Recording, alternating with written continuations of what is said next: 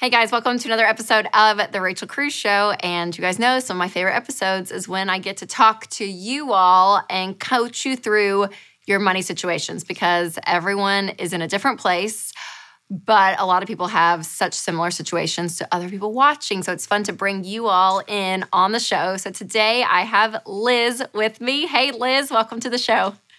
Hi, Rachel. I'm so happy to be here. I'm so glad you're here. Okay, where are you calling from? I'm calling from Palmer, Alaska.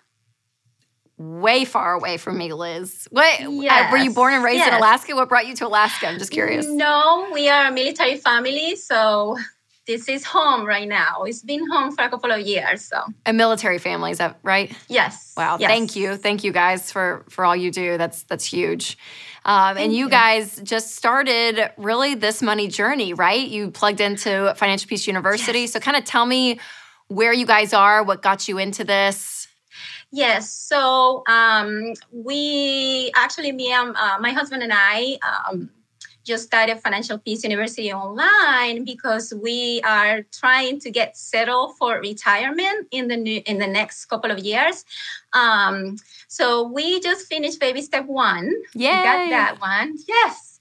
And we are actually going to start working now this month on baby step 2. So that's what brings me to ask the question today. It's awesome. So I'm curious, in baby step 2, how much debt do you guys have? We have 43,000 in debt right now. That's without counting the debt that I'm going to ask for today. Yes. So your question revolves kind of around this baby step 2. So what is it? Yes. So we have a home that is not a primary home. We own that home for a little over 9 years now, and we are planning on keeping that home as a rental property.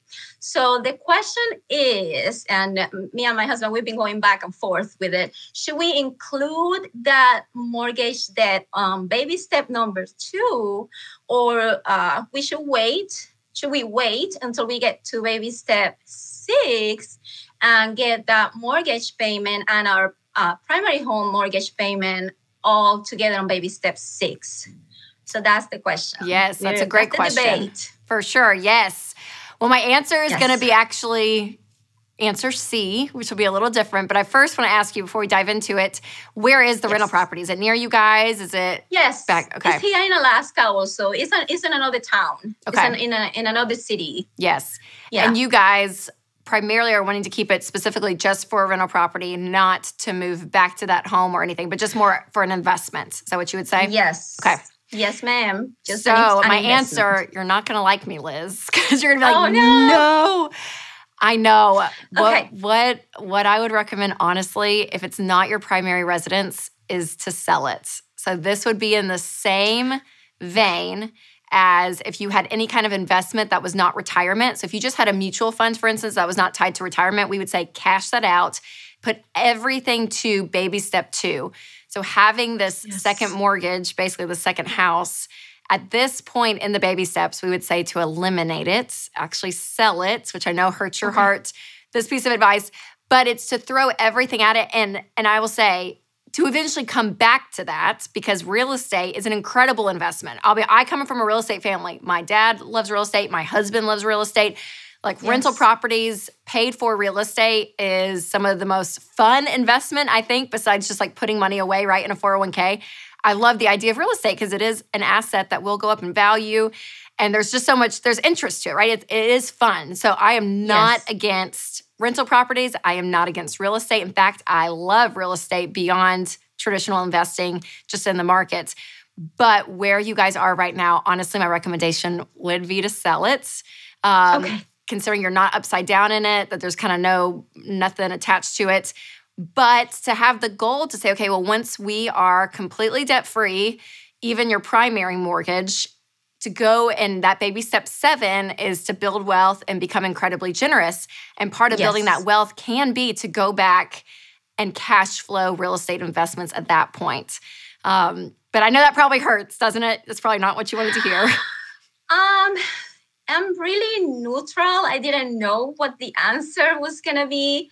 I know my husband is really passionate about it, and it was our first home actually. So there's still memories in there. For sure. But yeah, if that's what we need to do, that's what we need to do, because we're not doing this each. Yes. We're doing the whole thing all in. So yes, which I thank you. Yes, absolutely. And I think what's hard too is we become so attached to stuff, and rightly so, right? And especially a home. I'm like, that is like, I remember our first home. I'm like, that's where all three of my kids were born. So I brought them off home from the hospital. It's where we were first married. I mean, all of it, right? All these memories flood in to specifically even your home. So there is this level of attachment to it. But also to say that there's other options. There will be other things that you're going to get to plug into to still scratch that real estate itch, if you will, in that investment piece later on in your journey. But I think for you guys right now to be able, how much is it worth? Do you know off the top of your head if you guys sold it? I think my husband said it's like about $390 right now. And how much do you guys owe on it?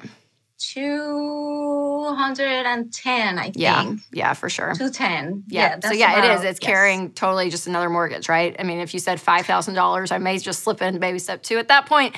But usually it carries a hefty mortgage is what I find for most people, just like you guys, for sure. So I think the best bet is to sell it, let go of it. Put all that extra cash that you guys have, because that's going to propel you really forward if you're going to have that much equity in it. Yes. You'll be able to pay off all your debt, fund your emergency fund, really push toward retirement, because I know you guys, that's why you started Financial Peace University, is for this retirement, right? So getting that piece of your life settled away and fully funded, all of these things are going to line up. And I think it may take a level of stress off you guys that you may not even realize you're carrying. But when you're carrying a whole other mortgage, a whole other home, at this point still with debt and $1,000 in the bank, it kind of could be a level of relief as well. Yes. Sounds actually smart, like the smartest thing to do at this point. So thank you. Yeah, we've been debating this whole thing, me and my husband, for a couple of weeks now. Yes. So that's why we asked the question, just to get the best advice on it. So thank you. Well, I'm so glad you asked, and thank you for asking, because again, everyone's at different points in their journey, but this comes up a lot. And a lot of people keep their first home. You know, I mean, this is so common and so normal. So I know your question has helped so many people out there, hopefully, to give them permission and the freedom to really jump forward with their baby steps. So Liz, thank you so much for your time again and coming on and asking your question. I so appreciate it. Thank you so much, Rachel. We appreciate everything you and your family do for us. Oh, well, thank you. You guys are killing it. And I can't wait to hear once you're debt-free and comfortably in retirement. It's going to be so great. So awesome. Yes. And if you guys want to go on a journey just like Liz and her husband, make sure to check out Ramsey Plus. You can do a free trial if you go to RamseySolutions.com, sign up for Ramsey Plus, and get plugged in, because these videos, this content, this coaching, I mean, everything around your money journey, Ramsey Plus is going to have for you to walk alongside you guys, because it's a really hard journey. It can be discouraging at times, but also it's encouraging, so you can be plugged in with other people and know what's going on for you and your family. So again, go to RamseySolutions.com and start your free trial of Ramsey Plus. And if you have a question for me, then go on any of my social media channels, whether it's Twitter, Facebook, YouTube, Instagram, ask your question, and you can be like Liz, coming on the show, and we can talk through your situation. So thank you guys so much for watching, and remember to take control of your money and create a life you love.